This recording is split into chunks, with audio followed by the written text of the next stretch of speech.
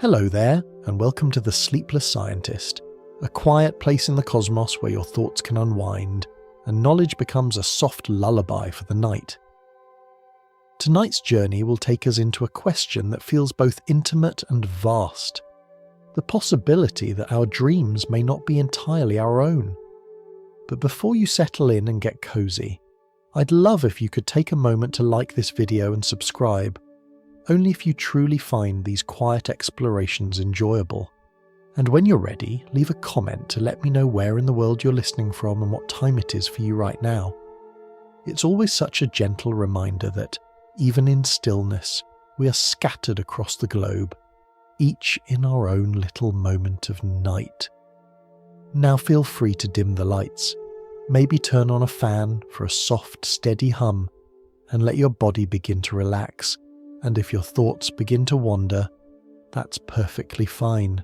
Let them drift. We'll still be here, slowly unfolding the story together. There is a moment just before sleep fully takes you, when the world begins to loosen its grip. The room fades slightly, sounds soften. Your thoughts begin to blur at the edges, like ink dissolving into water, and then, without quite noticing when it happens, you're somewhere else. You're walking through a place that feels familiar, but not entirely real. A street that bends in impossible ways. A room that seems larger on the inside than it should be.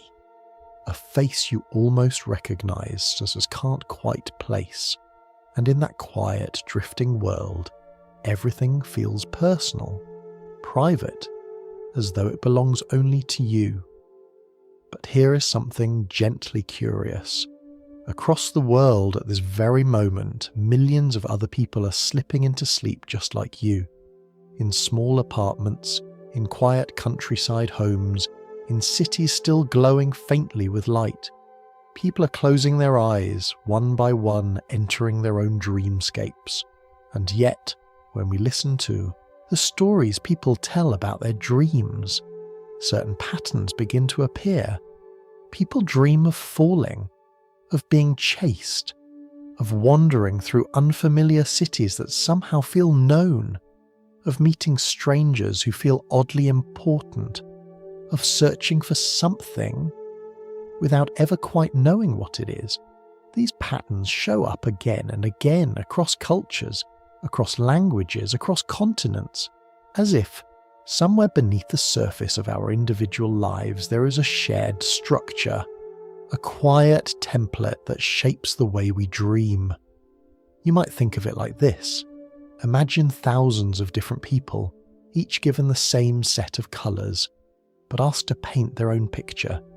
The paintings would all be different scenes, different styles, and yet, if you looked closely, you might begin to notice the same shades appearing, the same strokes, the same quiet echoes repeating themselves.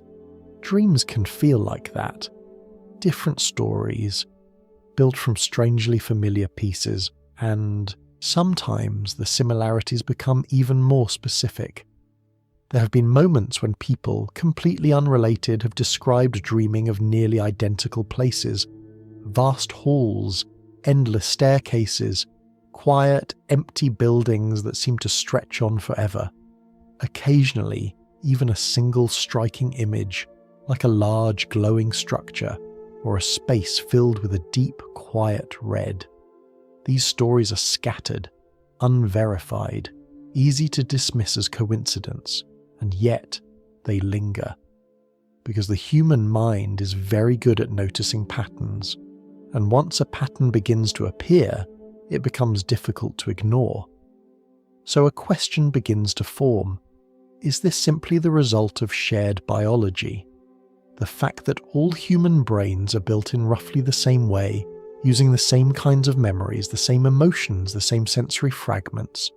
Or could there be something more subtle, something quieter, something that connects these experiences in ways we do not yet fully understand? It is tempting to imagine that dreams are completely isolated, that each mind, once asleep, becomes a sealed world, closed off, private, untouchable. But what if that boundary is not as solid as it seems? What if, as the brain drifts into sleep, it becomes a little less defined, a little more open? Not in a dramatic or supernatural way, not in a way that breaks the rules of physics, but in a gentle, almost imperceptible way, like two pieces of music slowly drifting into the same rhythm. There is something about sleep that invites this kind of question, because when you dream, you are already doing something remarkable. You are creating an entire world without any input from the outside. No light enters your eyes, no sound reaches your ears in the same way, and yet you see, you hear, you feel. Your mind becomes both the storyteller and the stage, and if it can create a world from within, it is not unreasonable to wonder whether those inner worlds might in some small way resemble each other, or even brush against each other at the edges, not merging, not fully sharing, but perhaps overlapping just slightly, like distant clouds drifting across the same sky. For now, this remains a question, a quiet possibility, something that sits gently between science and imagination, waiting to be explored with care. And to begin understanding it, we have to step a little closer to the source of dreams themselves.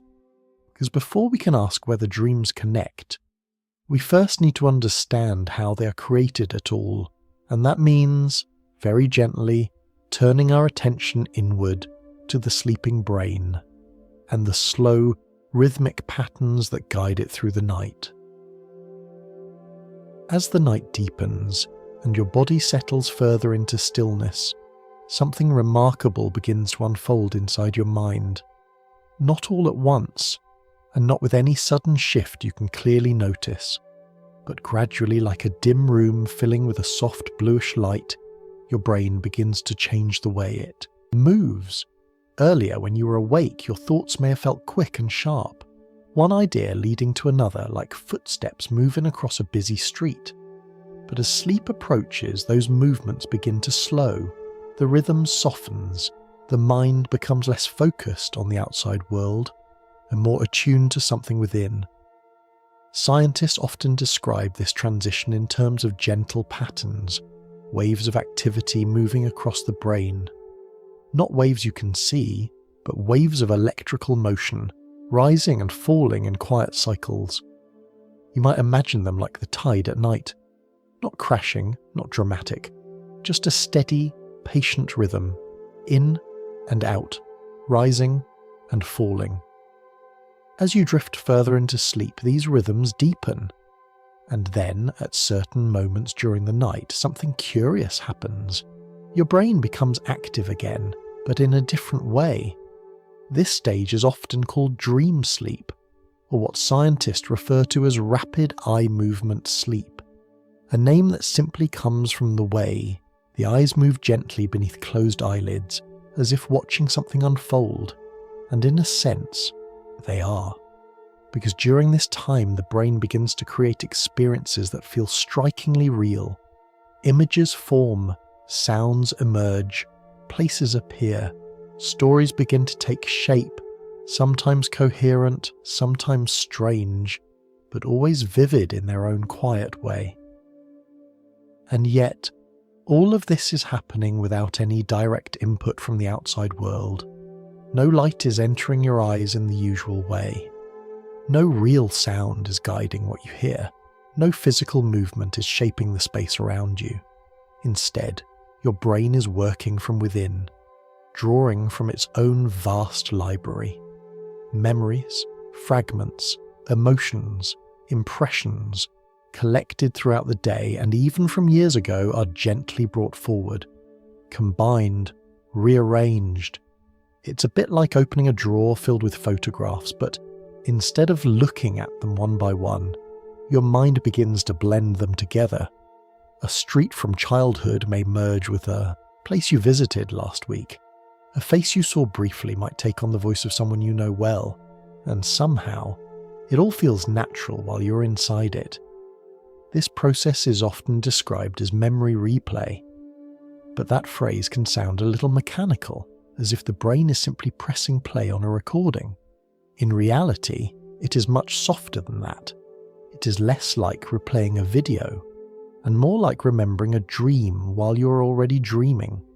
Fragments are revisited, but not in perfect detail.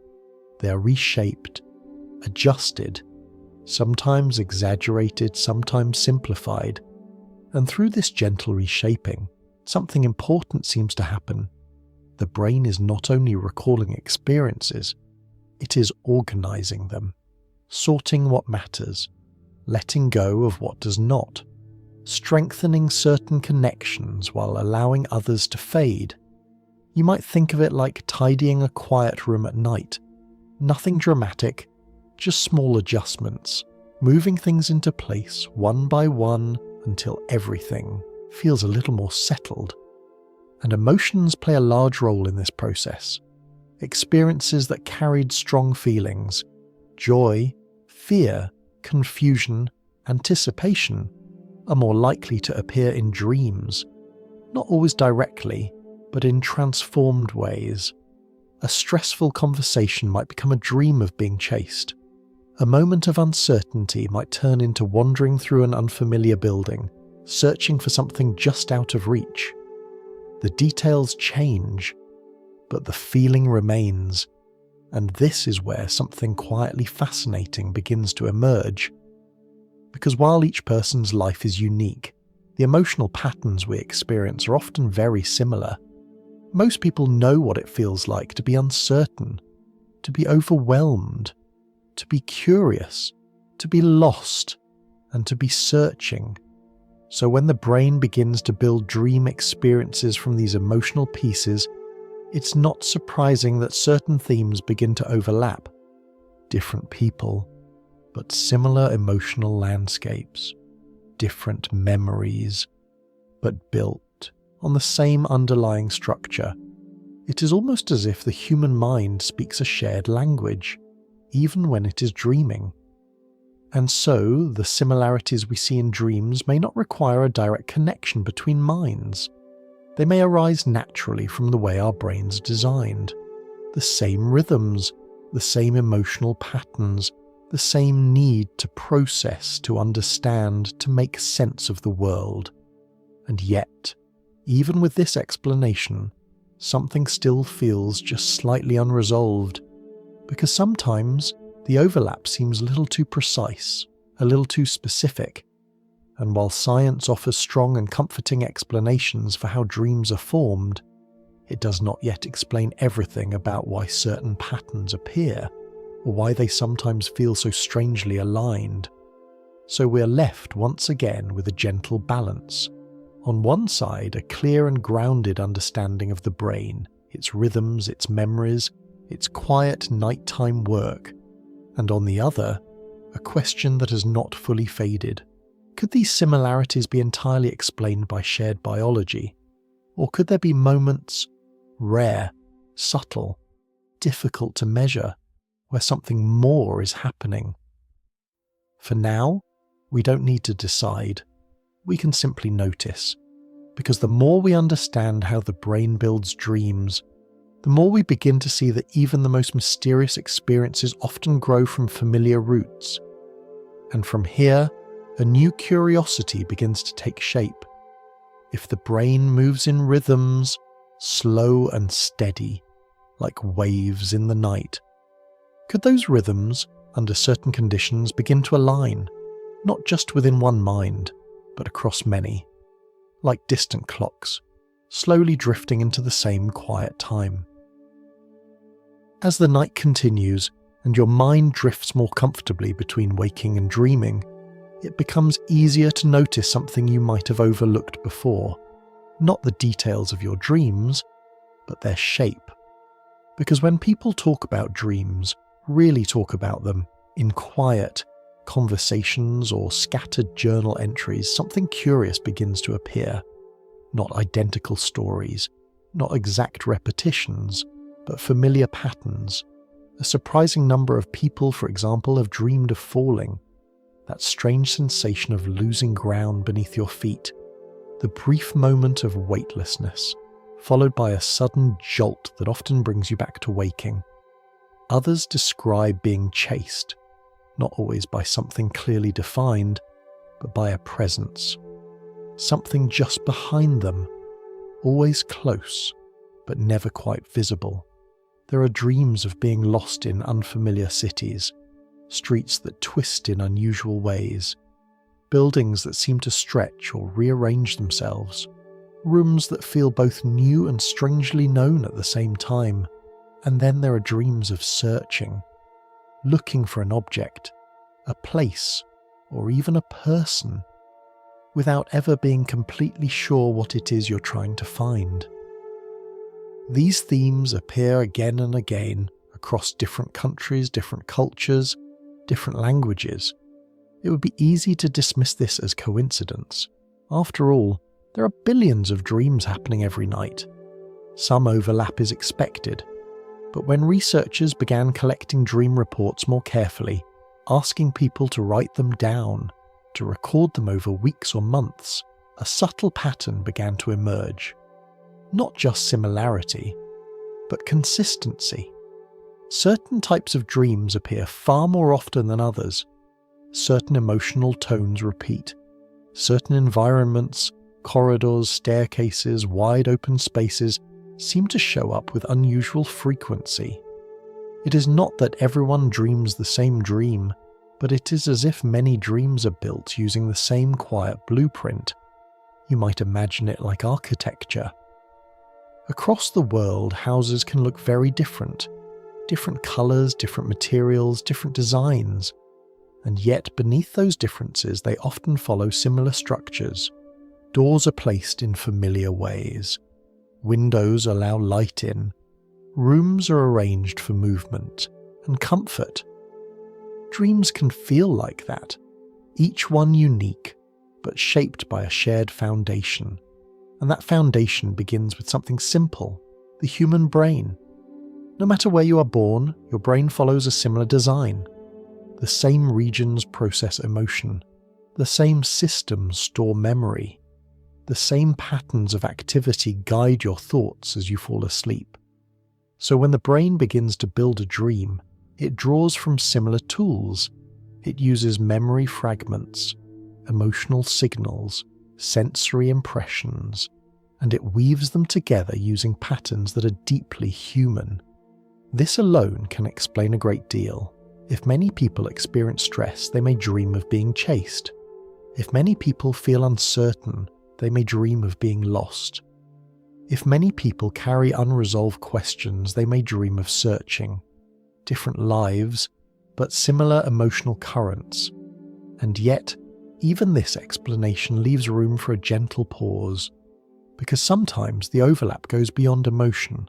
Sometimes people describe places that feel strangely specific, long hallways with identical doors, vast open structures that seem to stretch beyond their limits, spaces that feel less like random creations and more like locations that could be visited again. These reports are scattered and often difficult to verify, but in recent years, as more people have begun keeping digital dream journals, quietly recording their experiences night after night, something interesting has started to happen. When large numbers of these dream descriptions are gathered together, certain clusters begin to appear. Not exact matches, not identical stories, but echoes. A similar setting described by different people, a similar sequence of events, a similar emotional tone unfolding in parallel. It is a bit like listening to a distant choir, where individual voices cannot be clearly separated, but a shared melody can still be heard. Of course, there are many reasons this could happen. People around the world are more connected than ever. We watch similar films, hear similar stories, share similar fears and hopes. These influences quietly shape the way we imagine, even when we are not aware of it. So it is entirely possible that these dream similarities are simply reflections of a shared cultural landscape. And yet, There is something about dreams that feels different, because when you dream, you're not consciously choosing what to imagine. You're not deciding the setting, or the characters, or the direction of the story. It unfolds on its own, which raises a quiet and lingering question. If dreams are generated internally, and if they are not fully under conscious control, then why do they sometimes seem to follow similar paths across completely different minds? Is it only because the brain is built in the same way? Or is there something about sleep itself, something about the state the mind enters, that allows patterns to align more easily? Not in a dramatic or obvious way, but in a subtle, almost statistical sense, where small overlaps begin to appear more often than we would expect, like leaves falling in different places, but guided by the same gentle wind. For now, science leans toward the simpler explanation: shared biology, shared experience, shared emotional structure. And these explanations are strong, grounded, reassuring. They remind us that the human mind, for all its complexity, still follows patterns that can be understood. But they do not close the question entirely, because the more carefully we look at dreams, the more we begin to notice not just what is different, but what is quietly the same. And from that observation, another thought begins to form. If the brain builds dreams using patterns, and if those patterns are guided by rhythms, then perhaps the next question is not only why dreams resemble each other, but whether those underlying rhythms might sometimes begin to align, not just within one mind, but across many, like distant instruments, slowly finding the same quiet tempo. As the patterns of dreams begin to settle in your mind, another layer of the story quietly reveals itself, because beneath every dream, every image, every feeling, every strange and shifting place, there is something even more fundamental: a rhythm.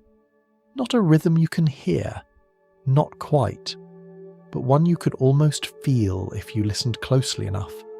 It begins long before the dream itself. Earlier in the evening, as your body starts to grow tired, your brain begins to change its pace. The quick, alert activity of waking life softens. Thoughts stretch out. Gaps appear between them, like pauses in a conversation that no longer needs to rush. If you could see this change, if you could somehow watch the activity inside your brain, it might look like a vast surface of water slowly calming after a long day. Small ripples fade, gentle waves begin to form, and as you drift further into sleep, those waves deepen. Scientists often describe these patterns as brainwaves, but the word wave can feel abstract, a little distant, so it may be easier to imagine them as something more familiar, like the ocean at night. Not the crashing waves of a storm, but the slow, steady motion of water rising and falling under a quiet sky. Each wave taking its time, each movement flowing into the next. Your brain moves like that. In waking life, the waves are quicker, lighter, more irregular, like water stirred by wind.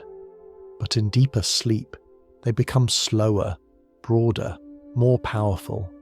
This is where the brain enters what is often called deep sleep, a state where the body rests more fully and the mind becomes quieter, more still. The waves here are slow and wide, like long swells moving across an open sea. And then at certain points during the night, something changes again. The ocean stirs, not violently, but with a new kind of energy.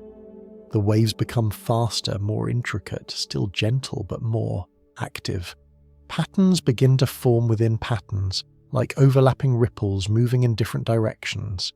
This is the stage where dreaming becomes most vivid, a time when the brain is not resting in silence, but creating. You might think of it like music. Earlier in deep sleep, the brain was playing long, slow notes, low, steady tones that seem to stretch across time. But now, the melody becomes more complex.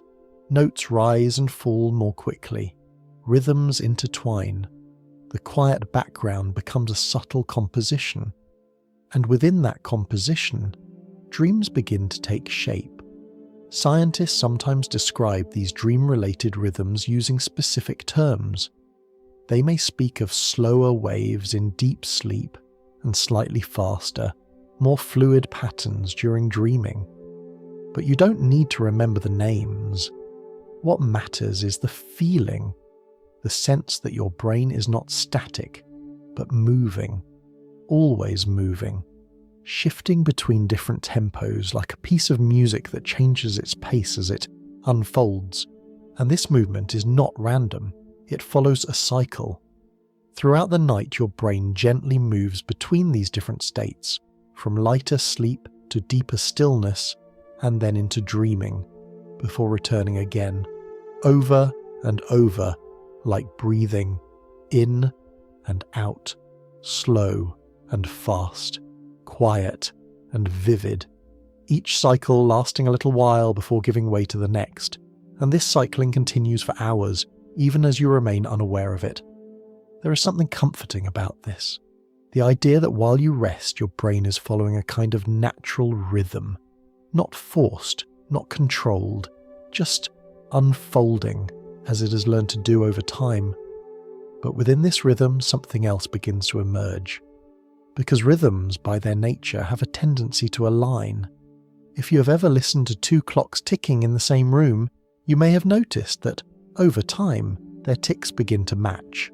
Slowly, almost imperceptibly, they fall into the same pattern, not because they are connected in any obvious way, but because rhythms can influence each other simply by sharing the same space.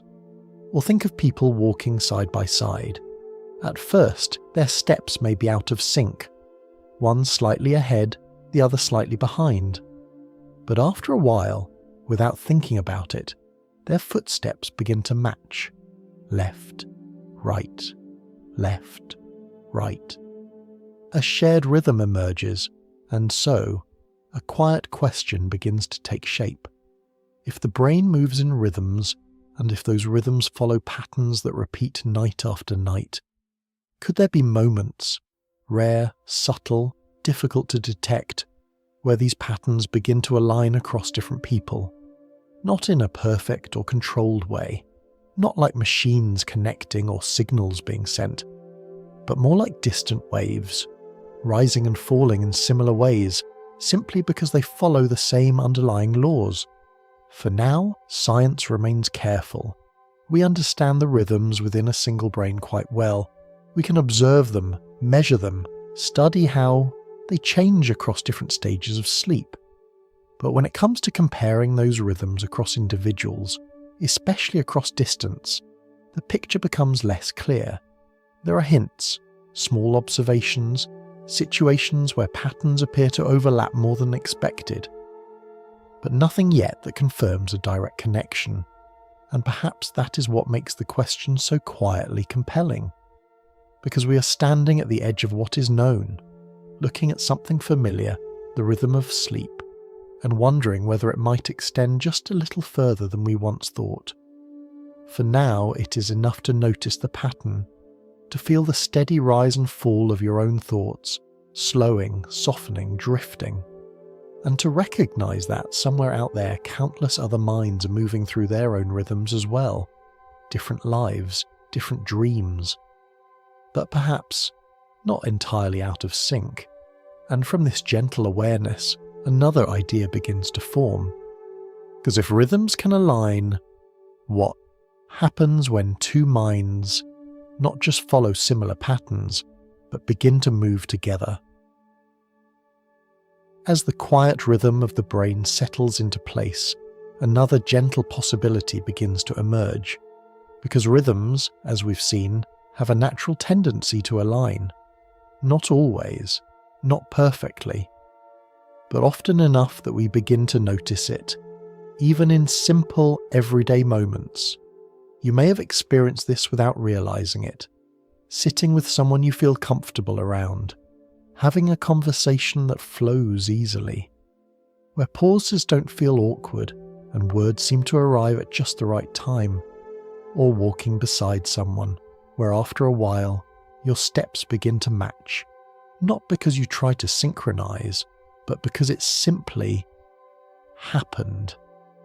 There is a quiet harmony in these moments, a sense that two separate individuals are, in some subtle way, moving together. And this feeling is not only poetic, it has been observed in its own gentle way within the brain itself. When researchers study people interacting, talking, listening, sharing attention, they sometimes observe that patterns of brain activity begin to resemble each other. Not identical, not perfectly aligned, but similar. It is as if two instruments, playing their own melodies, begin to drift into the same key, the same tempo, creating a kind of shared music. Scientists have a careful way of observing this. They use methods that allow them to measure brain activity from more than one person at the same time. You might imagine it like placing two microphones near two different instruments and listening to how their sounds evolve together. This approach is sometimes called hyperscanning, but the name itself is not important. What matters is the idea behind it, that instead of looking at one mind in isolation, we can gently observe how two minds behave together. And what researchers often find is quietly fascinating.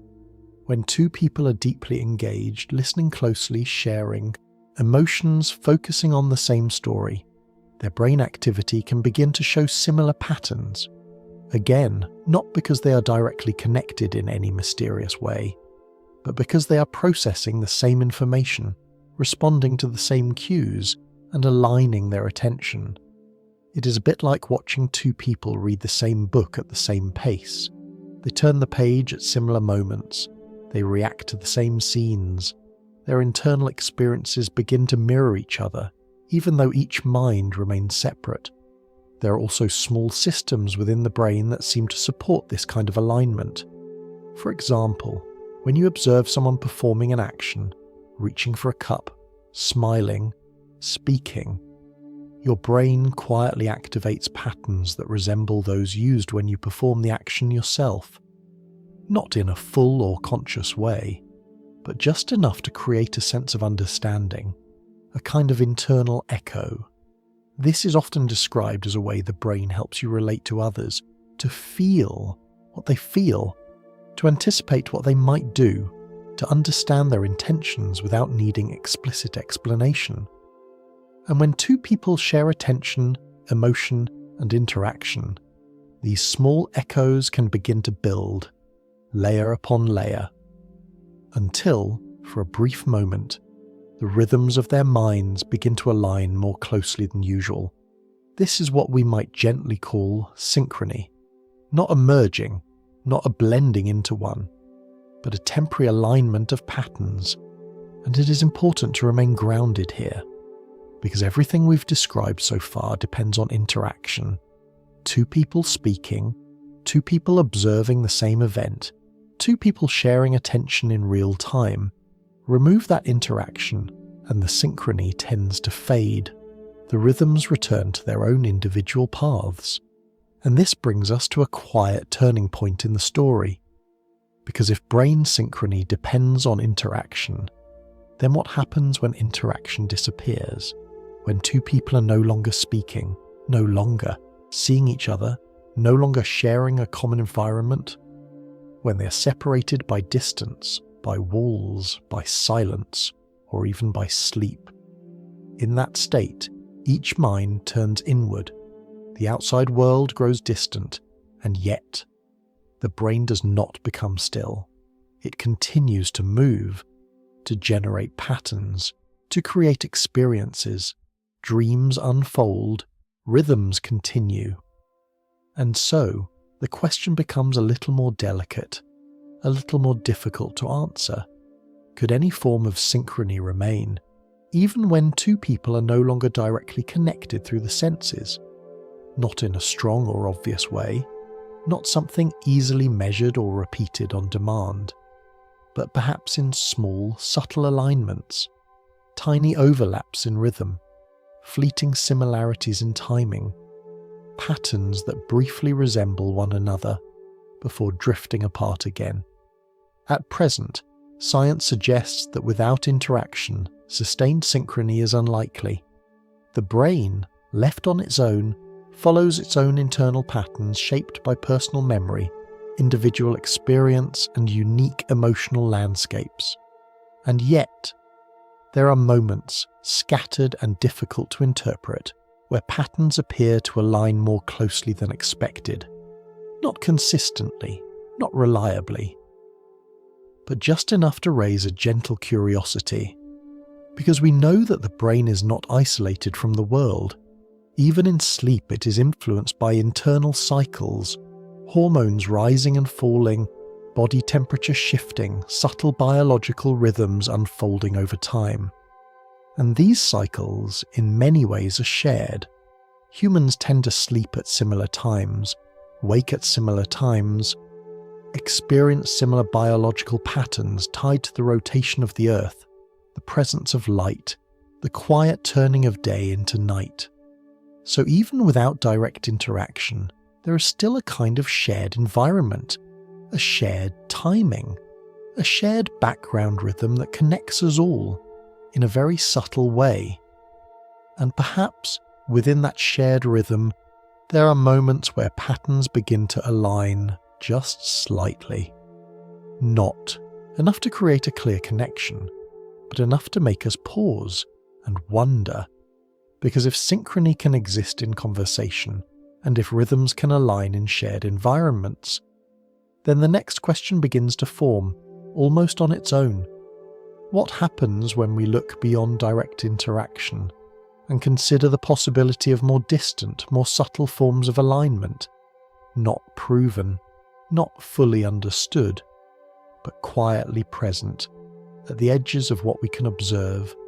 And it is here, in that quiet space between certainty and curiosity, that the story begins to shift once more. As the idea of shared rhythm begins to take shape, it naturally leads us to a quieter, more delicate question. What happens when that rhythm appears? Without any clear connection at all, not through conversation, not through shared attention, not through the simple act of being in the same place, but across distance, across silence, across separate worlds, where two people may never meet, never speak, and never know the other exists. At first, this may seem unlikely. After all, everything we understand about synchrony so far depends on interaction, a shared moment, a shared signal, something that allows two systems to gently influence each other over time. Without that, the expectation is simple. Each mind should follow its own path, and yet, scattered among careful observations and quiet reports, there are moments that seem to sit just outside that expectation, not strong enough to form a clear conclusion, but present enough to invite a closer look. Some people, for example, have described experiences that feel unusually aligned, falling asleep at roughly the same time, waking at similar moments, or reporting dreams that seem to unfold with similar pacing. These accounts are often informal, personal, difficult to verify, and so they remain, for now, in the category of observation rather than evidence. But even observations, when repeated often enough, can become worth exploring. One idea that has emerged from these reports is something we might gently call echo sleepers, not as a scientific label, but as a way of describing a pattern that some people believe they have noticed. Two individuals, far apart, who seem to move through sleep in a mirrored way, not sharing the same dream, not experiencing identical images, but showing similarities in timing, in rhythm, in the way their sleep unfolds across the night. If we imagine sleep as a series of gentle cycles, moving from lighter rest into deeper stillness and then into dreaming, then the suggestion is that these cycles may, at times, align across different people, Again, not perfectly, not consistently, but in subtle, overlapping ways. There have even been attempts to observe something like this using simple measurements. For instance, tracking when people enter dream-heavy phases of sleep and comparing those timings across individuals. Most of the time, the results show what we would expect: variation, individuality, a lack of consistent alignment. But occasionally, small patterns appear, moments where timings seem to drift closer together than chance alone might suggest. Not enough to draw firm conclusions, but enough to keep the question open. Because when we look at sleep on a global scale, something interesting becomes clear. Human beings, despite living in different places, often follow similar daily cycles. We wake with light. We rest with darkness. Our bodies respond to the slow turning of the earth, guided by rhythms that are older than any individual life. This means that, even without direct interaction, many people are entering sleep at roughly the same time and moving through similar biological stages in parallel. Like countless tides rising and falling under the same moon. And within this shared timing, it is not surprising that certain patterns might occasionally align. But there are also reports, again informal and difficult to verify, that suggest something slightly more unusual. Situations where individuals isolated from external signals still appear to show moments of alignment.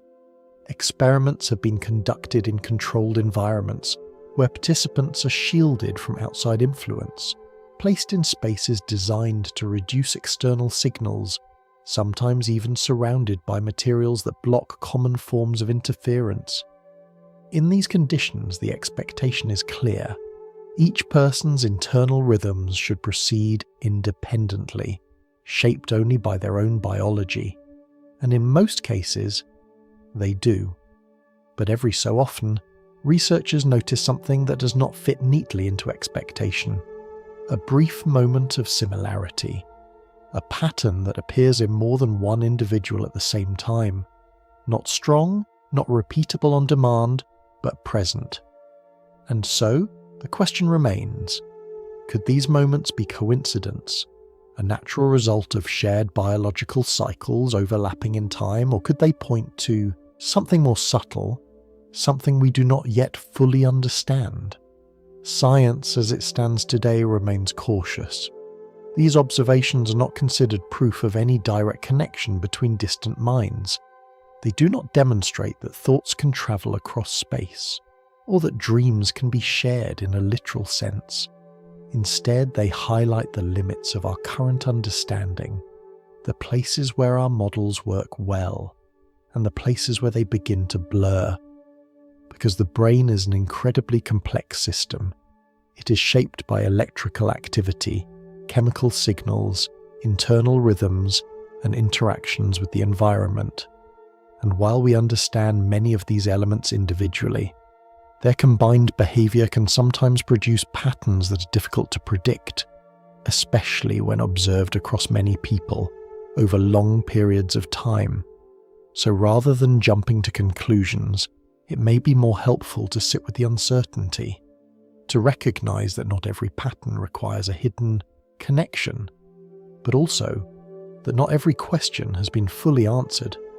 Because if there are moments, rare, subtle, fleeting, where patterns align across distance, then it invites us to look deeper, not just at the rhythms themselves, but at the nature of the signals that create them.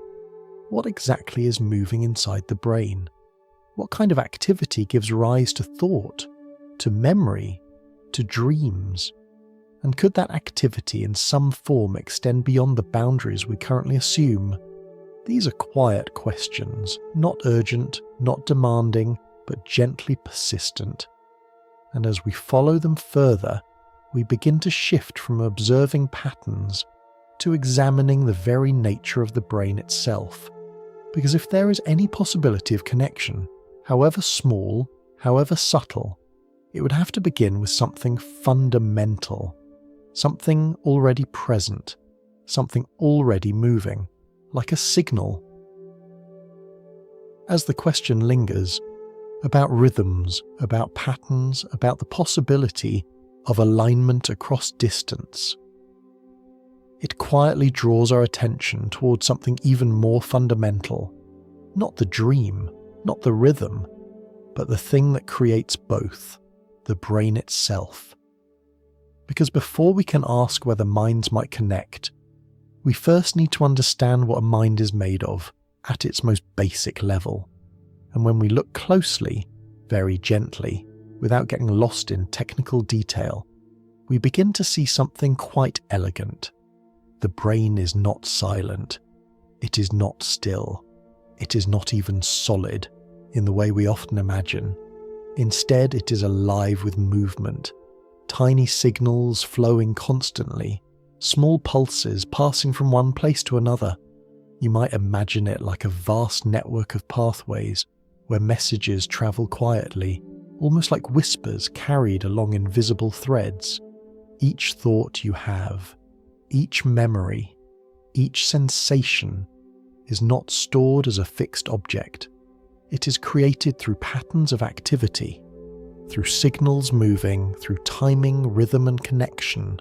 If we were to slow this down in our imagination, it might look like soft flashes of light, appearing and fading across a wide landscape. Not chaotic, but not perfectly ordered either. A kind of living pattern. And this pattern never fully stops. Even in deep sleep, when your body is resting and your awareness fades, the brain continues its quiet work. Signals still move, rhythms still rise and fall, connections still shift and adjust. In a way, you're never truly disconnected from this internal activity. You are simply less aware of it. And this leads to a gentle but important realization.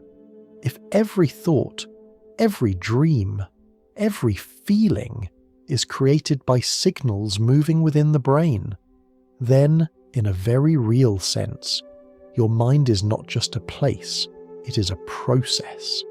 Something dynamic, something flowing, something that exists through movement rather than stillness.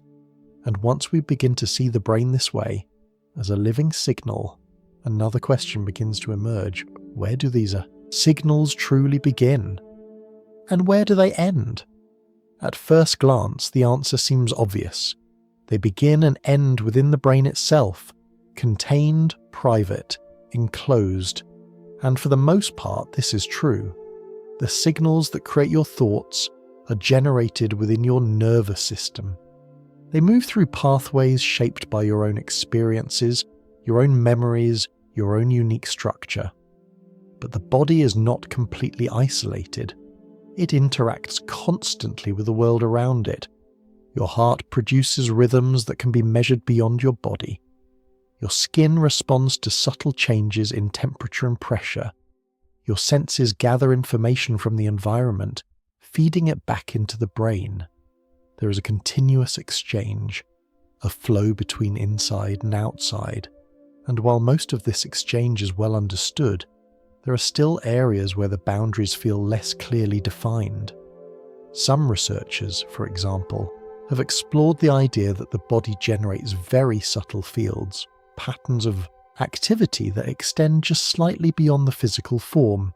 These are sometimes described as biofields, not as something mystical or separate from biology, but as a natural extension of the body's electrical and chemical processes.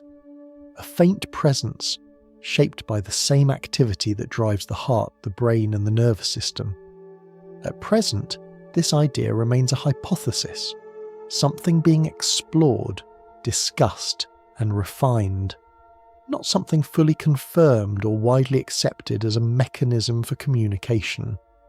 But it offers an interesting perspective, because if the brain operates through signals, and if those signals are part of a broader dynamic system, then it becomes possible, at least in theory, that the boundaries of those signals are not perfectly sharp, that they may fade gradually, rather than ending abruptly, like the glow of a light, becoming softer as it moves further from its source.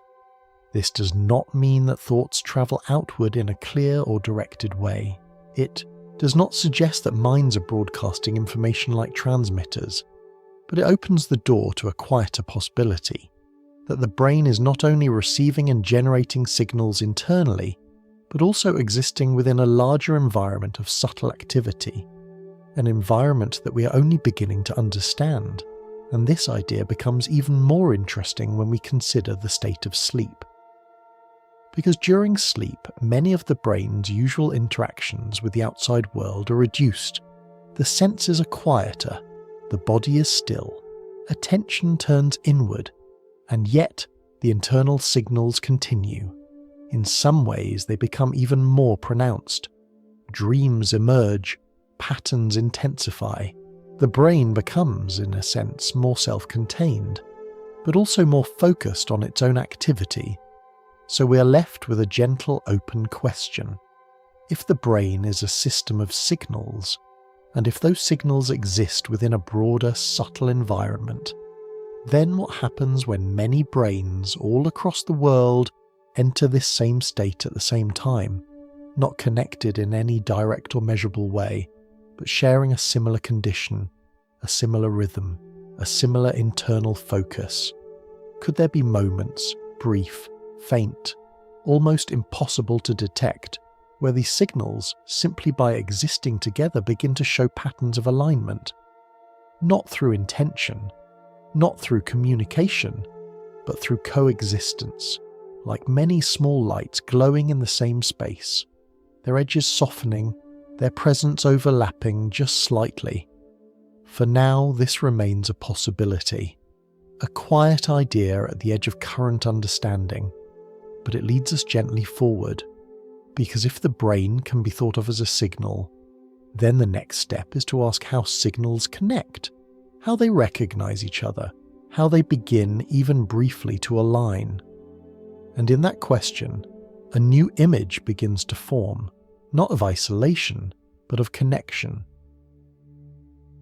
As the idea of the brain as a living signal begins to settle, another image quietly takes shape, because signals by their nature do not simply exist in isolation. They interact, they overlap, and sometimes they connect.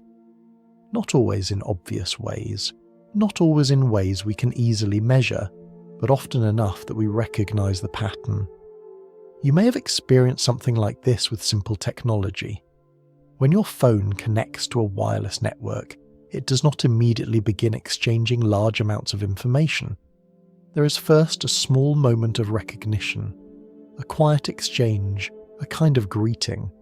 The device searches, listens, and then, when it finds the right signal, it aligns itself.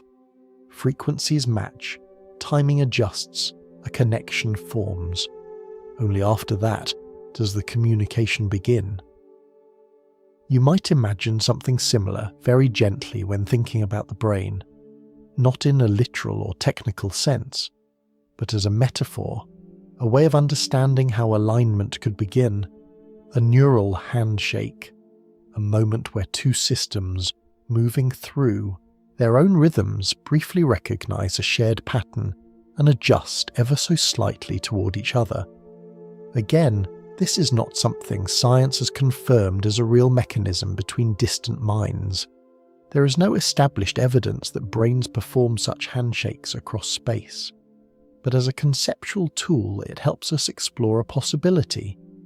Because even within a single brain, something similar happens constantly. Different regions of the brain communicate with each other, not all at once, but through carefully timed activity. Signals arrive, patterns align, information is integrated. It is less like a single voice speaking, and more like many voices taking turns, gradually forming a coherent conversation. And timing is everything. If one part of the brain is too early or too late, the message may not be fully received. But when timing aligns, even briefly, communication becomes more effective. This is sometimes described as patterns becoming in sync. But rather than thinking of it as a strict or rigid process, it may be easier to imagine it like two dancers moving independently, who slowly begin to follow the same rhythm. No command is given, no signal is forced.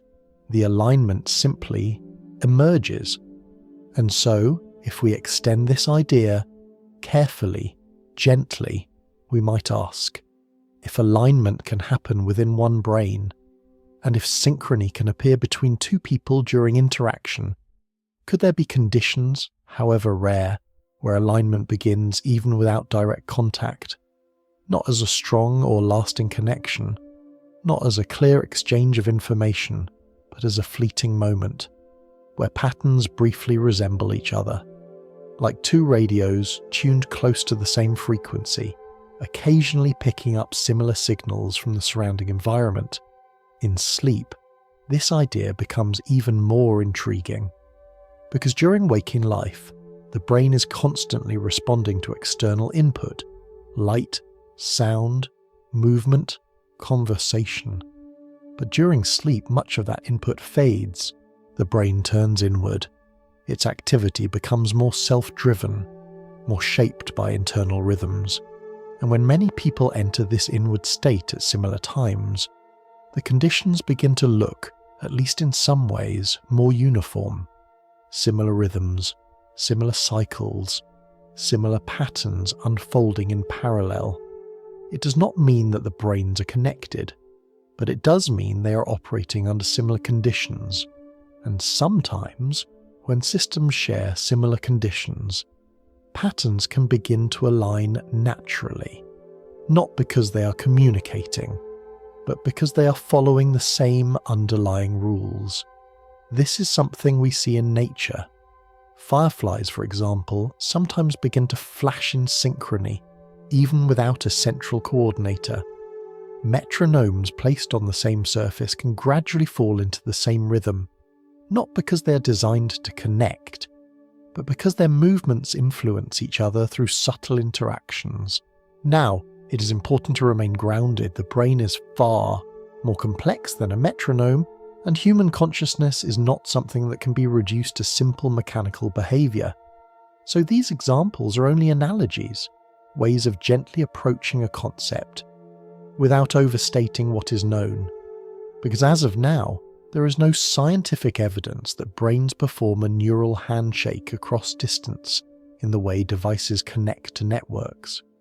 There is no established process where two sleeping minds recognize each other and intentionally align. But the metaphor remains useful because it captures something subtle, the idea that alignment does not always require direct communication.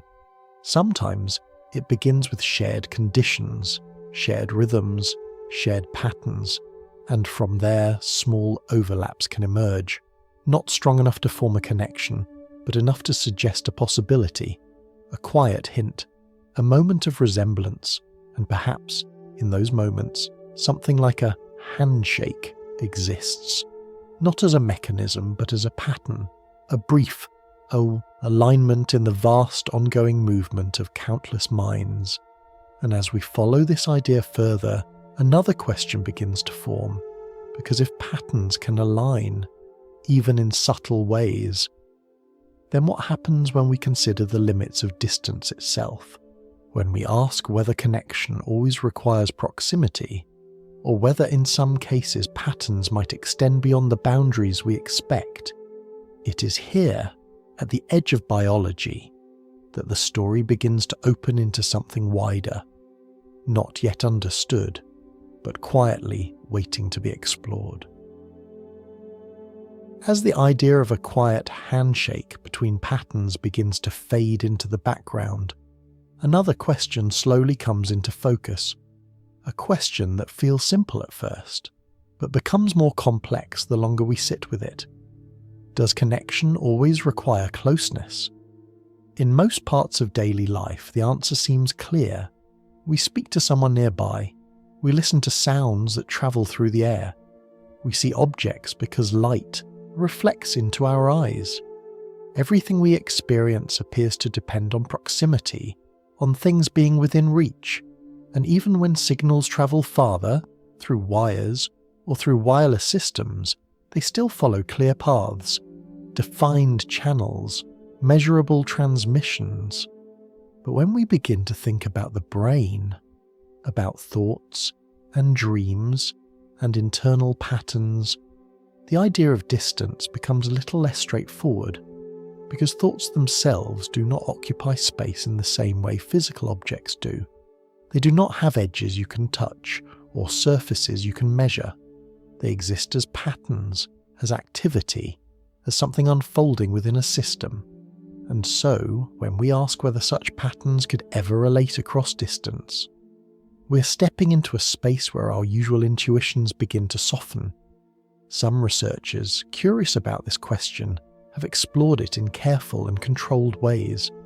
They have placed individuals in environments designed to reduce external influence, rooms that limit sound, shielding that reduces common forms of signal interference, spaces where, as much as possible, each person is isolated from the outside world.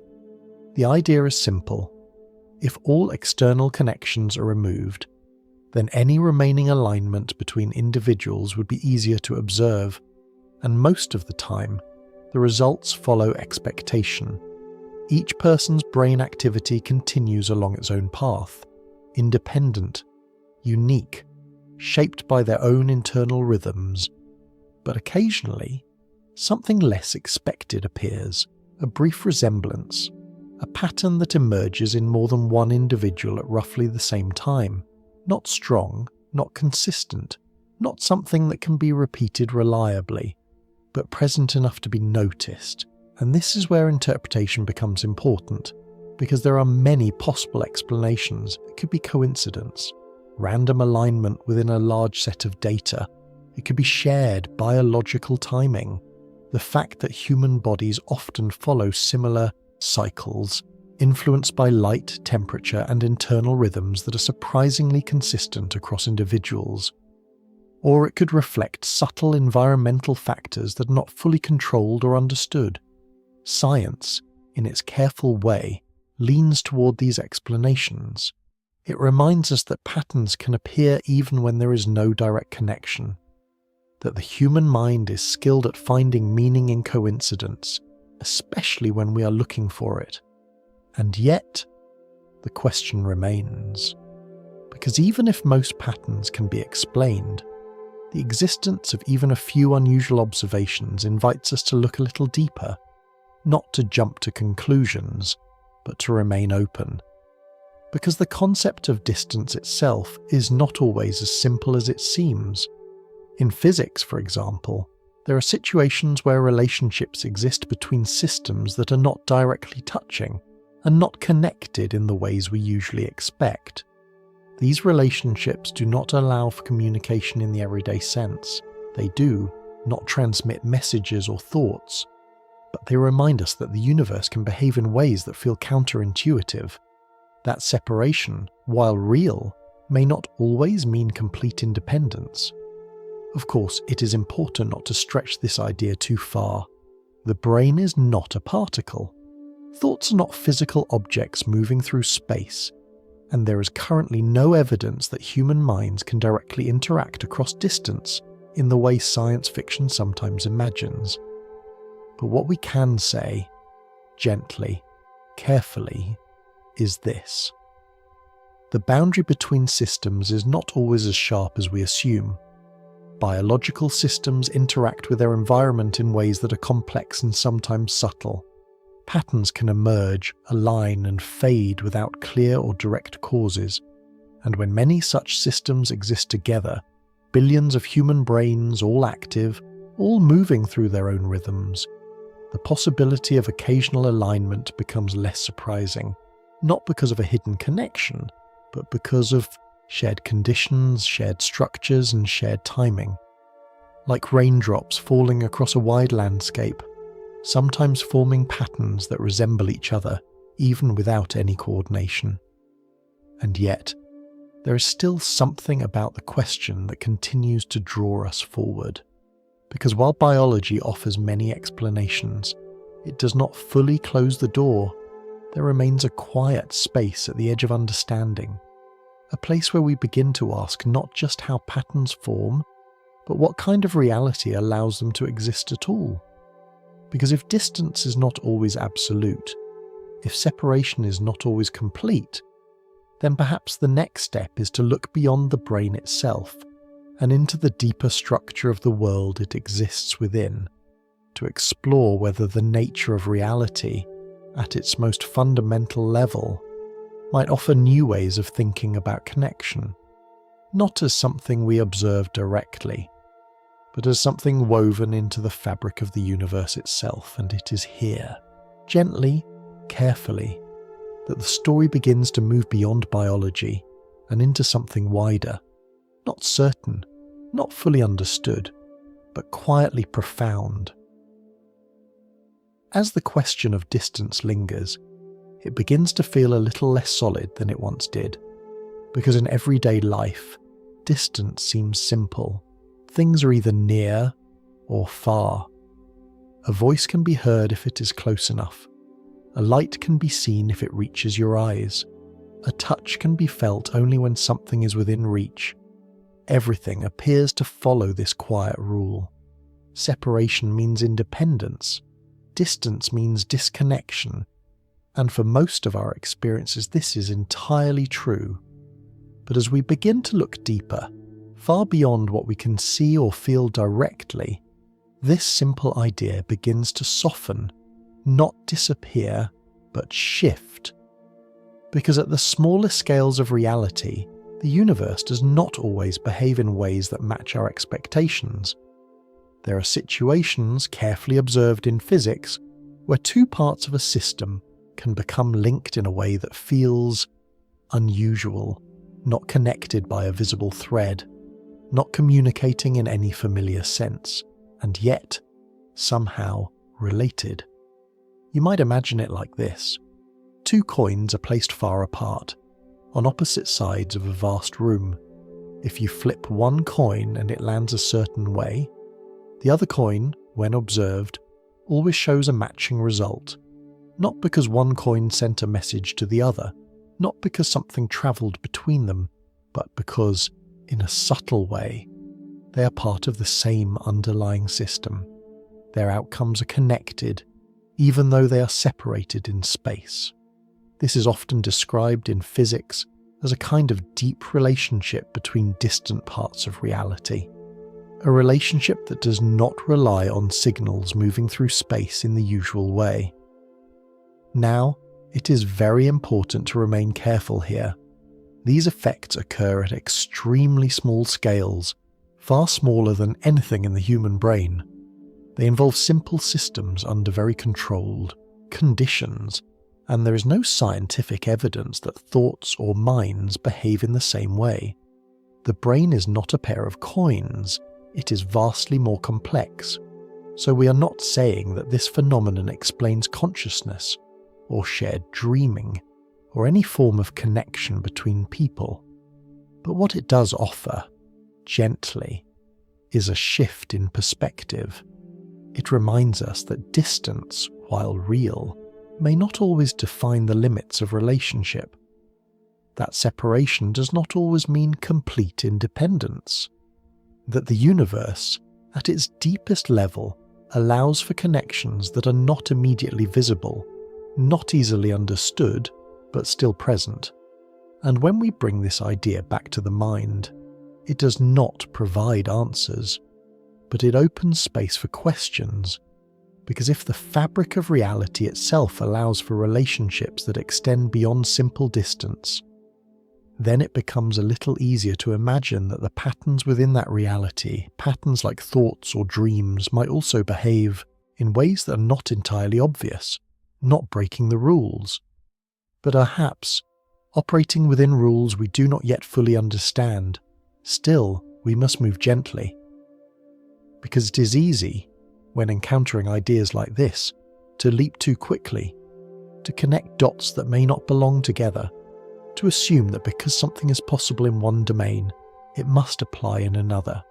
Science, in its careful way, resists this. It asks us to move slowly, to observe, to test, to question, and to remain comfortable with uncertainty.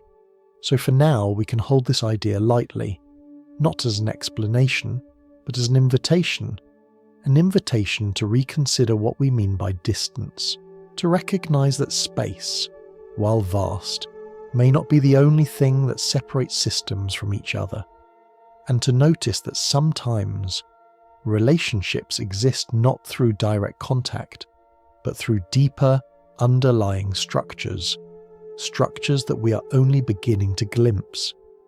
And there is something quietly calming about this, the idea that the universe is not just a collection of isolated pieces, but a woven pattern where each part exists within a larger whole, not always directly connected, but not entirely separate either. And as this thought settles, it gently carries us forward. Because if distance may not always limit connection, then the next question becomes even more subtle. What if the mind itself is not entirely confined to the boundaries we assume? What if consciousness is not simply something produced inside the brain, but something that relates to a wider structure in ways we are only beginning to imagine? This is not a conclusion, not a claim, just a question, unfolding slowly like the rest of this journey. And it leads us, very gently, into the next idea. As the idea of distance begins to loosen, another question slowly emerges. If connection is not always limited by space, then where exactly does the mind belong? For most of us, the answer feels immediate. The mind is inside the brain. Thoughts are produced by neurons. Memories are stored in networks of cells. Consciousness arises from the activity of this intricate system, quietly unfolding inside the skull. And this view is strongly supported by science. When certain parts of the brain are affected, thoughts change. When neural activity shifts, perception shifts. When the brain rests, consciousness fades into sleep. The connection between brain and mind is undeniable. And yet, there is a subtle distinction that some thinkers have gently explored, not as a rejection of what we know, but as a question that remains open. What if the brain is not only a generator, but also a kind of receiver? You might imagine it like a radio. A radio does not create the music it plays. It receives signals, patterns that already exist in the environment, and translates them into sound. If the radio is damaged, the music becomes distorted. If it is turned off, the sound disappears, but the signal itself continues to exist whether the radio is there or not. Now, this is only a metaphor. There is no evidence that consciousness behaves exactly like a radio signal. But the comparison helps us gently explore a different way of thinking. Because when we look closely at the brain, what we see is not thoughts themselves, but activity, electrical patterns, chemical exchanges, rhythms rising and falling. We observe the process, but the experience, the feeling of being aware of having an inner world, remains something more difficult to fully explain. This is sometimes referred to in quiet philosophical discussions as the mystery of subjective experience. Not what the brain does, but what it feels like to be the system that is doing it. And it is here, in this small gap between observation and experience, that the idea of non-local consciousness begins to take shape, not as a conclusion, but as a possibility. A way of asking whether consciousness might relate to something beyond the immediate boundaries of the brain. Some thinkers have wondered whether the brain could be interacting with a broader field of information, a kind of background structure that is not tied to any single location. In this view, the brain would still be essential. It would still shape, filter, and interpret experience, but it might not be the sole origin of consciousness. Again, this is not something that has been proven. It is not widely accepted in mainstream science. And it remains a topic of careful debate, but it persists as a question because of the nature of the problem itself. Because even as we learn more about the brain, the deeper question, why there is an experience at all remains open, and when we connect this idea back to the earlier question of distance, something interesting happens.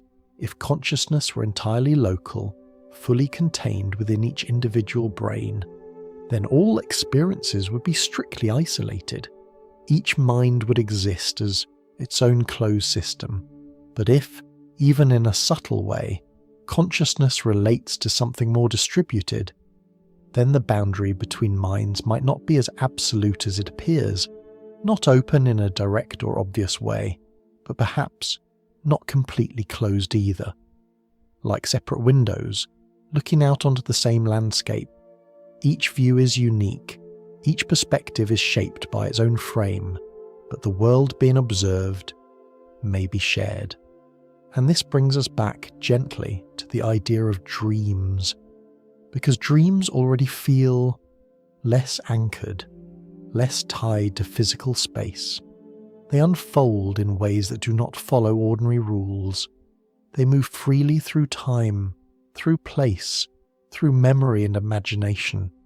And while each dream is personal, there are moments, rare, subtle, difficult to define, where similarities appear, not identical, but resonant. And if we hold the idea of non-local consciousness lightly, as a possibility rather than a claim, then these moments become a little more intriguing, not as evidence, but as something worth noticing. Because if consciousness is even partially shaped by something beyond the individual brain, then perhaps dreams are one of the places where that connection becomes slightly more visible. Not clearly, not reliably, but gently, like reflections on the surface of water, hinting at something deeper beneath. Still, it is important to remain grounded, because the brain remains central to everything we experience. Damage the brain and experience changes, stimulate certain areas, and specific thoughts or sensations can arise. The evidence for the brain's role is strong and undeniable, so whatever consciousness may be, it is deeply intertwined with the physical system of the brain, and any broader interpretation must respect that. So we do not replace one idea with another. We do not move from certainty to certainty. Instead, we allow both perspectives to coexist. The brain as generator, the brain as receiver, not as opposing views, but as two ways of exploring a question that may not yet have a single answer. And there is something quietly comforting in that. The idea that not everything needs to be fully resolved, that some questions can remain open, not as gaps in knowledge, but as spaces for reflection, spaces where curiosity can rest without urgency, and as this thought settles, it gently guides us forward. Because if consciousness might, in some way, extend beyond the boundaries of the brain, then the next step is to look more closely at the brain itself, to ask whether there are structures or processes that could support such a possibility, not as proof, but as part of the ongoing exploration, a quiet continuation of the same question, moving just a little deeper. As the question of consciousness continues to unfold, our attention slowly returns to the brain itself, not as a fixed answer, but as a place where something very subtle might be happening, because even though the brain is often described in terms of neurons and electrical signals, there is another layer beneath that, a quieter layer, one that operates at scales far smaller than we usually imagine. Inside every neuron, there are tiny structures, so small that they exist far beyond what we can see without powerful instruments. These structures help maintain the shape of the cell. They guide internal processes. They support the movement of materials from one place to another. In everyday biology, they are simply part of the cell's internal framework. But some researchers have wondered whether they might play a more complex role, not widely accepted, not fully proven, but quietly explored. They have suggested that these tiny structures could, in certain conditions, support patterns that are more delicate, more sensitive than the larger electrical signals we usually associate with brain activity. You might imagine them like the fine threads inside a musical instrument. While the larger structure creates the main sound, these finer elements can influence tone, resonance, and subtle variations that are harder to notice, but still present. Again, this is only a metaphor, because the brain is not literally an instrument, but the idea helps us gently consider how multiple layers of activity might exist at once: larger, more visible patterns, and smaller, more subtle ones beneath them. And alongside this idea, there is another observation, a very quiet one. Some experiments have shown that living cells can emit extremely faint flashes of light, not bright light, not visible in the way we see the world around us, but tiny pulses, so subtle that they require sensitive equipment to detect. These faint emissions are sometimes described as small releases of energy within biological systems, and while their role is not fully understood, they remind us that life operates not only through chemistry and electricity, but also through delicate exchanges of energy. Now, it's important to pause here, because it would be easy to connect these ideas too quickly, to imagine that these tiny structures and faint signals are evidence of something larger, something that explains consciousness, or connection, or shared experience. But science does not support that conclusion, at least not yet. These observations are early, limited, often debated, and many researchers remain cautious. So we remain cautious as well. We do not treat these ideas as answers, but as small pieces of a much larger puzzle, because what they do suggest, gently, is that the brain may be more layered than it first appears, not just a network of neurons exchanging signals, but a system that operates across multiple scales, from the visible to the nearly invisible, from strong electrical patterns to extremely subtle interactions. And when we hold this idea alongside the earlier questions about distance, about connection, about the possibility of consciousness relating to something broader, it creates a quiet sense of curiosity, not certainty, but openness. Because if the brain contains layers we're only beginning to understand, then it is possible that some aspects of experience might also arise from these deeper levels, not replacing what we already know, but adding to it. Like discovering that a familiar piece of music contains harmonies we had never noticed before. Still, we must remain grounded, because the strongest, most reliable understanding of the brain continues to come from well-established science. Neurons communicating through electrical and chemical signals, networks forming patterns that correspond to thoughts, memories, and emotions. This foundation is solid, and nothing in these more speculative ideas replaces it. Instead, they sit quietly at the edges, as questions, as possibilities, as invitations to look a little closer without rushing to conclusions. And perhaps that is the most important part of this exploration, not finding definitive answers, but allowing space for wonder.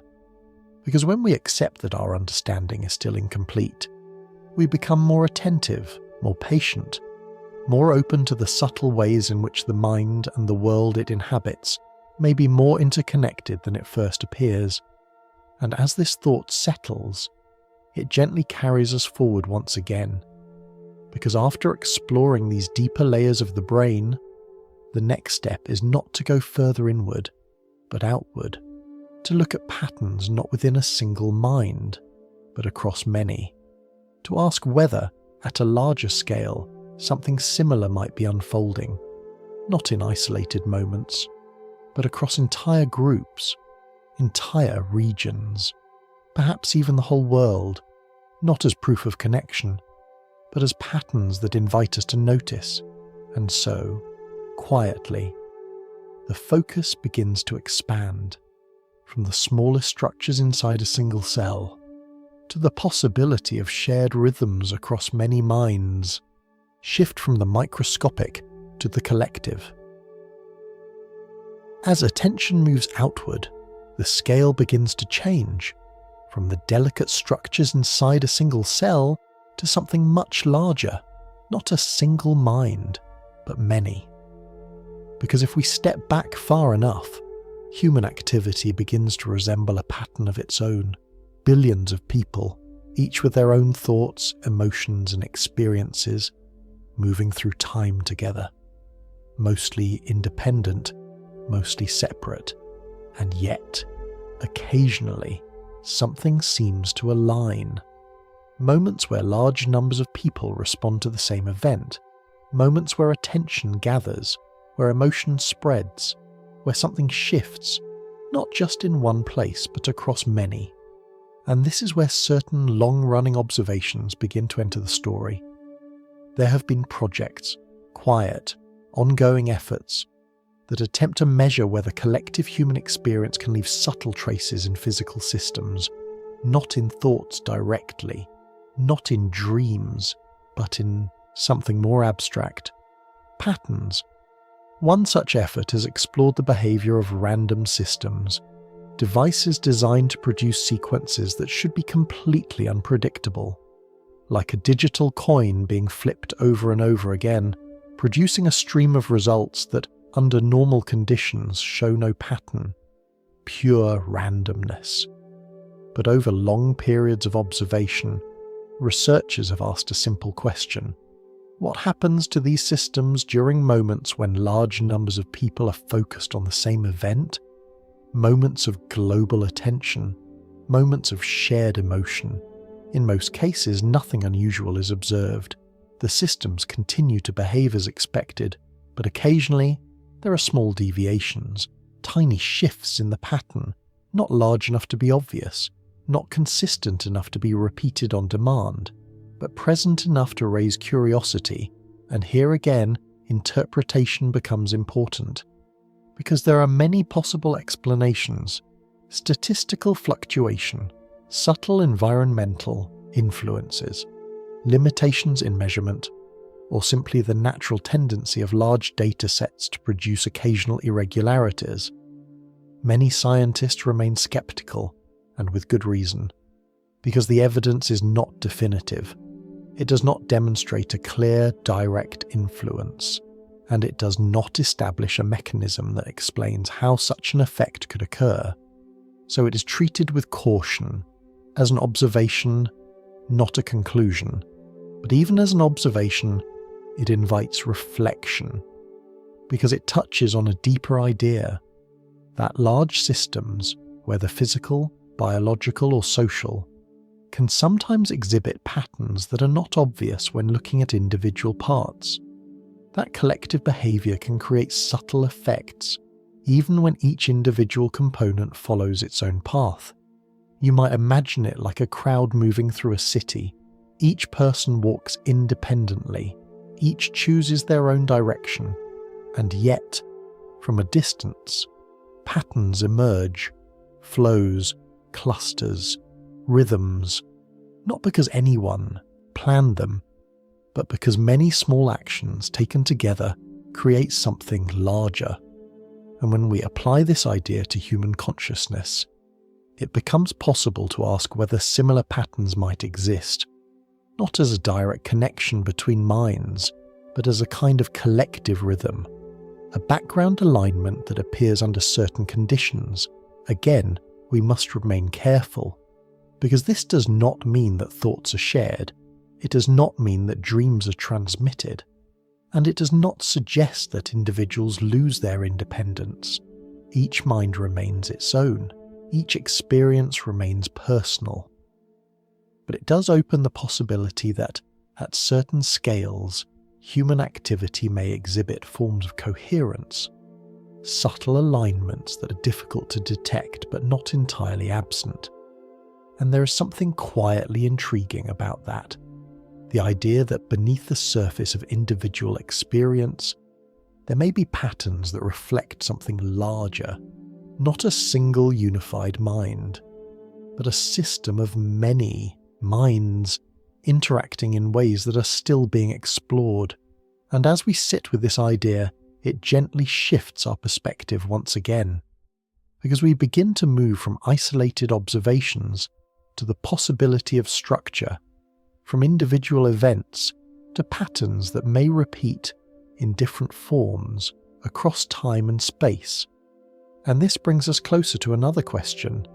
If such patterns exist, if there are subtle forms of alignment across groups, then how might we begin to describe them, not in terms of isolated moments, but as part of a larger architecture, a way of thinking about experience not as something confined to individuals, but as something that may, in certain ways, extend across a wider field, not clearly defined, not fully understood, but quietly present, like ripples spreading across a vast surface, overlapping, intersecting, sometimes reinforcing, sometimes fading. And as this image settles, it gently carries us forward from observing patterns to imagining the space in which those patterns might exist, a space not of physical boundaries, but of shared experience, soft, diffuse, and still unfolding. As the idea of ripples across many minds begins to settle, something else quietly takes shape. A question that feels less about individual moments and more about the space in which those moments might exist. Because if patterns can appear across groups, if emotions and attention can move through large populations in subtle ways, then how do we imagine the environment where this happens? Not a physical place, not something you can point to on a map, but something more abstract, a kind of shared layer, where experiences in their softest form might overlap. Some thinkers have used a word for this idea, a gentle term, more poetic than precise. They call it the noosphere, not as a strict scientific structure, but as a way of describing the possibility that human thought taken together forms a kind of atmosphere, not made of air, but of ideas, memories, emotions, a vast invisible layer shaped by everything we think, feel, and imagine. You might picture it like a sky, each person's thoughts rising gently like small clouds, most of them drifting alone, but sometimes touching, blending, forming patterns that were not there before. And just like clouds, these patterns are not permanent. They shift, they dissolve, they reform in new ways. Nothing fixed, nothing rigid, just movement across a shared space. Again, this is only an image, a way of visualizing something that may not exist in a literal sense, but it helps us gently explore how individual experiences might relate to something larger without losing their uniqueness. Because even in this imagined sky, each cloud still begins somewhere. Each thought still belongs to someone. Nothing is taken away, but something might be added. A sense that experience is not entirely isolated, but part of a wider, unfolding. And from here, another idea begins to emerge, one that is even softer and perhaps a little more familiar. The idea that emotions and even certain kinds of mental imagery can seem to spread, not through direct communication, but through shared context, shared environment, shared experience. You may have noticed this in everyday life, a certain mood in a room, a feeling that seems to move from one person to another, not spoken, not explained, but somehow present. In larger settings, this becomes even more visible. Moments where entire groups seem to feel something together, joy, tension, calm, or unease. And when we extend this idea further into the realm of dreams, it becomes possible, again, as a gentle question, to ask whether something similar could happen there as well. Not as a direct transmission of specific images, not as identical dreams appearing in different minds, but as shared tones, shared themes, shared emotional textures. Some have referred to this idea as something like dream contagion, not in the sense of illness, but in the sense of patterns that spread quietly, like a melody that appears in different places without a clear origin, or a story that seems to arise in multiple minds, shaped by similar influences, cultural memory, collective experience, the quiet background of shared human life. Because even though each dream is personal, it is also built from common materials, memories of the world, images we have seen, stories we have heard, emotions we have felt. And since these materials are often shared, it is not surprising that certain patterns might appear across many individuals. Again, this does not require a hidden connection. It does not imply a direct link between minds. It can emerge naturally from the overlap of human experience. And yet, when we step back and look at the larger picture, it still feels quietly remarkable. The idea that billions of individual lives, each unfolding in its own way, can still produce moments of resemblance, moments where something feels familiar, even across distance. And perhaps this is where the idea of a shared architecture becomes useful.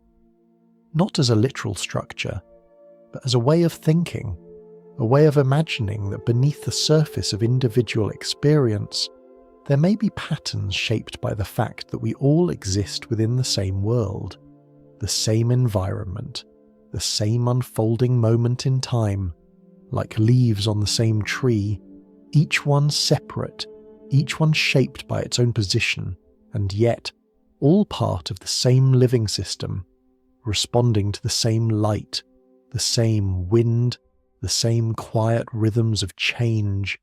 And when we think about dreams in this way, they begin to feel less like isolated events and more like expressions of something shared, not identical, not synchronized, but gently influenced by the same underlying conditions. And there is something calming in that, the idea that even in our most private moments, we are still, in some subtle way, part of a larger whole, not losing ourselves, but existing alongside others within a shared landscape of experience. And as this thought settles, it prepares us for the next step. Because once we begin to imagine experience as part of a larger field, a new question naturally follows. Why do some ideas, some emotions, seem to spread more easily than others? Why do certain patterns become widespread, while others fade quickly? What gives some thoughts more presence, more influence, more weight? And it is here, gently, that the story begins to shift once again, from the space of shared experience to the forces that shape it. As the image of a shared landscape of thoughts begins to settle, another quiet question emerges.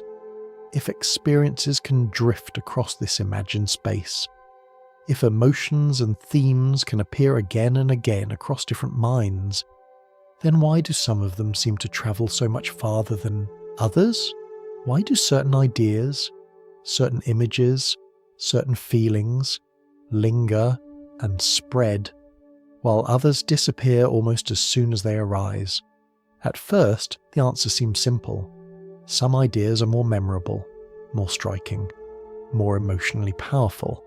But as we look a little closer, it becomes clear that something more subtle may be happening. Because ideas do not move through empty space. They move through minds, through networks of memory, attention, and emotion. And each of these layers influences how an idea is received and whether it continues to travel. You might imagine it like this. Picture a quiet landscape, covered in soft sand. If you drop a small pebble, it creates only a faint mark, barely visible, gone with the next shift of wind. But if you drop something larger, something heavier, it leaves a deeper impression, a mark that remains. even as the surface changes, and if many such impressions appear in the same place, they begin to shape the landscape itself, guiding where future patterns will form. In a similar way, ideas can have different weights, not physical weight, but something more abstract, a kind of presence. Some ideas pass through the mind lightly. They are noticed and then forgotten. Others linger. They return. They connect with existing memory, with emotions, with personal meaning, and because of this, they are more likely to be shared, to be repeated, to appear again in other minds. This is sometimes described in a very gentle metaphor as a kind of cognitive gravity, not a force in the physical sense, not something that can be measured with instruments, but a way of describing how certain ideas seem to draw attention and hold it. Just as gravity pulls objects toward one another, these ideas seem to pull awareness toward them, and once enough attention gathers, the effect becomes stronger, because human minds are not isolated. We speak, we listen, we observe, we exist within shared environments where ideas can move from one person to another, often without us even noticing. Through conversations, through stories, through images, through the quiet background of culture itself. And over time, certain patterns become widespread, not because they were transmitted directly from mind to mind in a hidden way, but because they resonated. They match something within us, something familiar, something meaningful. And when many people resonate with the same idea, it begins to feel larger than any individual, like a pattern that exists across many minds at once. Now, when we bring this idea back to dreams, something interesting happens, because dreams are built from the same materials as waking life: memory, emotion, imagination, and since these materials are shared across human experience, it is not surprising that certain dream themes appear again and again: falling, flying, searching for something, returning to a familiar place. These are not identical dreams, but they share a kind of structure, a pattern that reflects something common in the way the human mind works. And if certain themes carry more weight, more emotional significance, more familiarity, then they are more likely to appear not just once, but many times, across many individuals, not because the dreams are connected in a direct sense, but because they are shaped by similar underlying forces. And when we extend this idea further, we can begin to see how large-scale patterns might emerge, not from a single source, but from many small influences combining and reinforcing each other, like ripples in water, overlapping, strengthening, creating waves that travel farther than any single ripple could alone. This does not require a hidden network. It does not require a direct link between minds. It can arise naturally from the way human experience is structured, and yet, when we observe these patterns, it can still feel as though something larger is at work. Because the result, the shared themes, the recurring images, the widespread ideas, has a kind of coherence, a sense of unity, emerging from many separate parts. And this brings us back once again to the idea of a shared field, not as a literal place, but as a way of describing how individual experiences can, over time, begin to reflect something collective, not perfectly, not completely, but noticeably. And as we sit with this idea, it gently shifts our attention towards something more personal. Because if ideas can carry different weights, if some patterns naturally spread more easily, then it becomes possible to ask a different kind of question, not about the structure of the world, but about our place within it. What does it mean if our thoughts are shaped not only by ourselves, but also by the patterns that move through the wider human experience? What does it mean if the boundary between my thoughts and shared ideas is not always clear, and it is here, softly, that the story begins to turn inward once more, not to return to the brain as an isolated system, but to reflect on what it means to be a part of something larger, a system of many minds, each unique and yet gently connected through the patterns they share. And as this reflection deepens, a new question begins to form, one that is quieter, but perhaps more profound. If we are not entirely isolated, then what does that mean for the idea of privacy, of individuality, of the quiet space we believe exists only within ourselves? And with that question, the next step of the journey begins. As the idea of shared patterns begins to settle, the focus shifts once more, not outward and not deeper into the structure of the brain, but inward, towards something more personal, the quiet sense that our thoughts belong entirely to us. For most of our lives, this feels unquestionable. We move through the world, surrounded by others, hearing voices, seeing faces, sharing moments. And yet, beneath all of that, there is a space that feels completely private, a space where thoughts form without being heard, where memories appear without being seen, where dreams unfold without being shared. It is this inner space that gives us a sense of individuality, a sense that no matter how connected we are to others, there's still something that is entirely our own. And this sense is important. It allows us to reflect, to imagine, to feel safe within ourselves. But as we gently explore the ideas from earlier sessions, something begins to shift, not dramatically, not in a way that removes this sense of privacy, but in a way that softens its boundaries. Because if thoughts are shaped by shared experiences, if emotions can spread through groups, if certain patterns appear again and again across many minds, then it becomes possible to ask a quiet question. To what extent are our thoughts truly isolated? And to what extent are they influenced by the wider world of human experience? This is not a question with a simple answer, because influence does not mean loss of individuality. It does not mean that our thoughts are being accessed or observed by others. There is no evidence of that. Your inner world remains your own, private, unseen, but influence can be subtle. It can move quietly through shared language, shared culture, shared moments, through the stories we hear, the images we see, the emotions we experience alongside others. Over time, these influences become part of us. They shape how we think, how we imagine, how we dream. And because of this, the boundary between self and shared becomes less rigid than it first appears. Not gone, but gently blurred. You might imagine it like standing at the edge of a forest. At first it seems clear where the forest ends and the open field begins, but as you walk closer, the boundary becomes less defined. And few trees extend outward, grasses grow inward.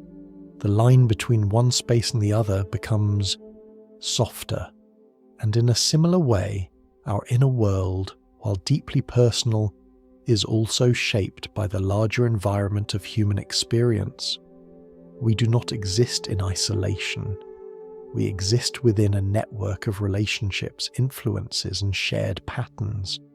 And this brings us to the idea of mental privacy, not as something that is disappearing, but as something that may be more nuanced than we once thought. Because privacy does not require complete separation. It can exist alongside connection. You can be influenced by the world without losing your individuality. You can share patterns with others without sharing your exact thoughts. You can be part of something larger while still remaining yourself. And perhaps this is a more balanced way of understanding it. Not as a loss of boundaries, but as a recognition that boundaries are not always absolute. They can be flexible, permeable, capable of allowing subtle forms of connection without dissolving entirely. And there is something quietly reassuring in that, because it means that we are not alone, not completely. Even in our most private moments, we are shaped by the same forces that shape others, the same emotions, the same patterns, the same shared human experience, and yet we remain distinct, unique, each mind a variation on a common theme. And when we bring this idea back to dreams, it becomes even more gentle, because dreams already feel like a space where boundaries are softer, where the usual rules of separation do not always apply.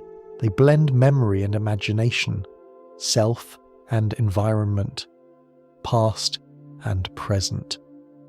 And if, in this space, there are moments where patterns seem to echo across different minds, then perhaps it is not a loss of privacy, but a reflection of something deeper, a reminder that while our experiences are personal, they're also part of something shared, not in a way that removes individuality, but in a way that connects us quietly beneath the surface. And as this thought settles, it invites a different kind of reflection, not about what we might lose, but about what we might gain. Because if the boundaries between minds are not completely closed, then perhaps there is potential not just for influence, but for something more intentional, something more creative, a way of engaging with this shared space, not passively, but consciously. And it is here, gently, that the story begins to open toward possibility, not as a conclusion, but as an invitation to imagine what it might mean if connection could be guided, if shared patterns could be shaped, if the quiet space of dreams could become not just personal, but collaborative, a soft beginning to a new way of thinking. As the idea of connection begins to feel less distant, another possibility quietly emerges. Not just that patterns may be shared, but that perhaps they could be shaped, gently, carefully, not through control, but through intention. Because if human experience already overlaps in subtle ways, if ideas can spread and emotions can ripple across groups, then it becomes possible to imagine a future where this process is not only observed, but understood more clearly, and perhaps even guided. You might think of it like this. In everyday life, we already shape shared experiences all the time. A conversation can change someone's mood. A story can inspire a new idea. A piece of music can bring many people into the same emotional space, even if they are far apart. These are simple forms of alignment, moments where individual minds move in similar directions, not by force, but by resonance. And if this kind of alignment can happen while we are awake, then it is natural to wonder whether something similar could occur in the quieter, more fluid space of dreams, not in a precise or controlled way, not as a system where one mind directly influences another, but as a gentle coordination of themes, a shared direction of imagination, a soft convergence, rather than an exact match. Some have imagined this as a kind of collective problem solving, not in the usual sense of sitting together and discussing ideas, but as a distributed process, many minds, each working independently, yet focused on a similar question, like many people looking at the same puzzle from different angles, each seeing something slightly different, each contributing in their own way to a broader understanding. In waking life, this already happens in science, in art, in culture. Ideas emerge in different places at similar times. Discoveries appear independently. Solutions arise from multiple directions, and when this happens, it can feel as though something larger is unfolding, not because the minds are directly connected, but because they are moving within the same landscape of possibility. Now, when we gently extend this idea into the realm of dreams, it becomes more abstract, more uncertain, but also more open. because dreams are not constrained in the same way as waking thought. They are more fluid, more associative, more free to explore unexpected connections. And so, if many minds were quietly holding the same questions, the same intention, then perhaps in this soft and unstructured space, patterns might begin to emerge, not identical answers, not shared images in a direct sense, but echoes, variations on a theme, fragments of insight that, when brought back into waking life, might connect in meaningful ways. Again, this is not something that has been demonstrated in a controlled or reliable way. It is not a system that currently exists, but it is a possibility that invites reflection, because it shifts the way we think about thinking itself, from something that happens only within individuals, to something that might in subtle ways unfold across many, and within this idea, another image appears, a very gentle one, the idea of dream architects, not as literal designers, not as people who control or direct the thoughts of others, but as individuals who become more aware of the patterns within their own minds, and through that awareness contribute to the larger landscape of shared experience. You might imagine someone who enters sleep with a sense of calm, a sense of curiosity, a question held lightly, without pressure, and in doing so, they shape their own dreams, not forcing them, but guiding their direction just a little. And if many individuals were to do this, in their own quiet way, then perhaps the overall pattern of shared experience might also begin to shift, not dramatically, not all at once, but gradually, like a change in the tone of a conversation, or a shift in the atmosphere of a room. And what is important here is not the idea of control, but the idea of participation. Because even now, without any special ability, we already participate in the shared world of ideas. Every thought we express, every emotion we share, contributes in some small way to the larger human experience. And this remains true whether we are awake or dreaming. So perhaps the idea is not that we will one day connect in a completely new way, but that we may begin to recognize a connection that has always been present, in subtle, indirect forms, and learn how to engage with it more consciously, more gently, more intentionally, not to change others, but to bring a certain quality into the shared space, calm instead of tension, curiosity instead of certainty, openness instead of fear. And in doing so, perhaps the patterns that emerge, both in waking life and in dreams, may begin to reflect that. Again, this is not a prediction, not a future that is guaranteed, but a possibility, a way of imagining how the quiet connections between minds, if they exist, might be approached with care, with respect, with a sense of responsibility.